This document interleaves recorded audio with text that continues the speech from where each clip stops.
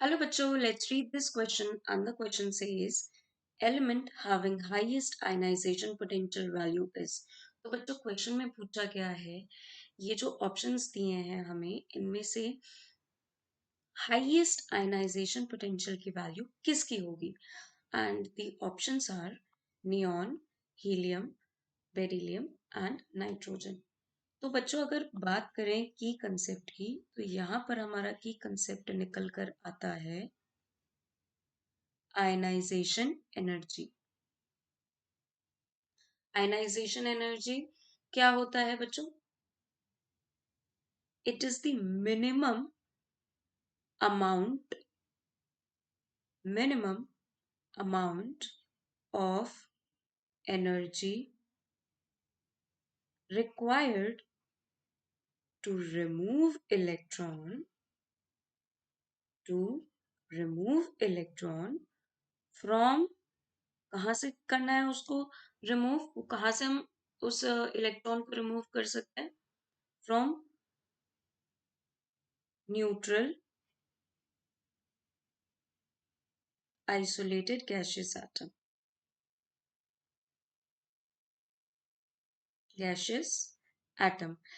बच्चों यहाँ पर वैलेंस इलेक्ट्रॉन और लिख लेते हैं, वैलेंस इलेक्ट्रॉन बोलना ज्यादा करेक्ट होगा।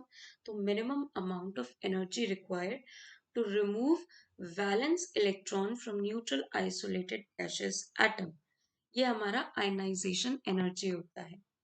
और आयनाइजेशन पोटेंशियल भी वही होता है, बात एक ही है। आप आयनाइजेशन पोटेंशियल बोलिए या आयनाइजेशन एनर्जी बोलिए।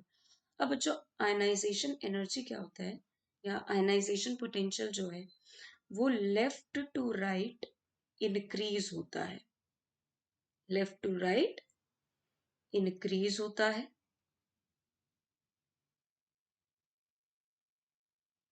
And top to bottom decrease होता है। टॉप टू बॉटम डिक्रीज होता है।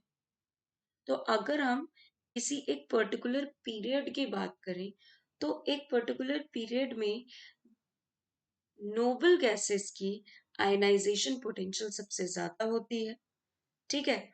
और अगर हम नोबल गैसेस में ही बात करें, नोबल गैसेस हमारे कुछ इस प्रकार रखे होते हैं, ई, नी, अर, कर, जे, ठीक है, एंड लास्ट में रेडॉन।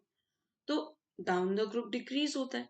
वैसे इनका अपने रिस्पेक्टिव पीरियड में सबसे ज्यादा वैल्यू है, बट अगर हम एक इस पर्टिकुलर ग्रुप को पकड़े तो सबसे ज्यादा किसकी आयनाइजेशन पोटेंशियल होगी? ऑब्वियसली हीलियम की होगी, क्योंकि top to bottom ionization energy हमारी डिक्रीज होती है। तो करेक्ट आंसर क्या होगा बच्चों? Option B will be the right answer, that is helium. I hope all of you understood very well. Thank you and best of luck.